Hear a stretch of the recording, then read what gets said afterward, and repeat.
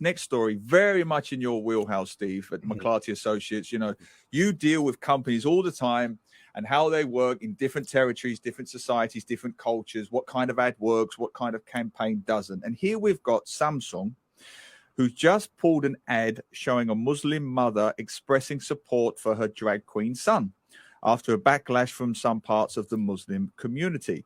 In a Facebook post on Wednesday, Samsung said it was aware the video, in inverted commas, may be perceived as insensitive and offensive. Now, this is a BBC report, and it seems to suggest that the ad was pulled in Singapore.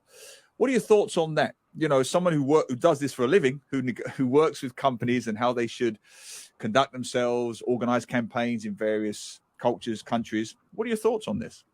Well, I mean, two, Neil. First, I went and looked in online, and according to Insider, which is a great news source based here in Singapore, they have an office here. This ad was produced by Samsung's Singapore arm, and it was running here. So this was a locally produced ad for Singapore, and so Samsung should have known that what the culture is here, and either they're going to accept some criticism or they're not.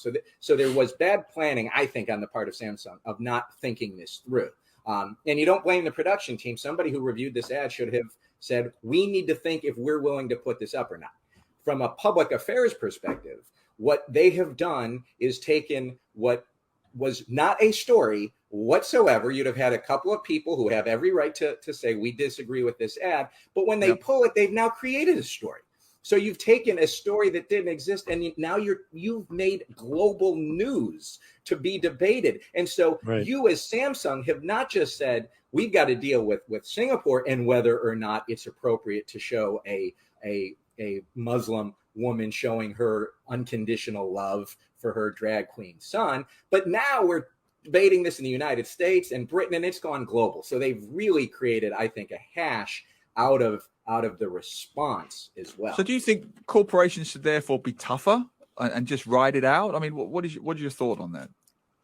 Well, again, the first thing you do is figure out, you could have predicted this. So exactly. This is where, yes. And this is where you've got to have an understanding as a business that you are now judged by everybody everywhere. And you are going to take some hits for what you do by anybody. And so you need to, before you put this ad up, you say, okay, what can we anticipate coming? Because this is a pretty interesting, ad in terms of, showing different cultures and how they can, for a commercial that has to do with wearables, right? This is a wearables commercial.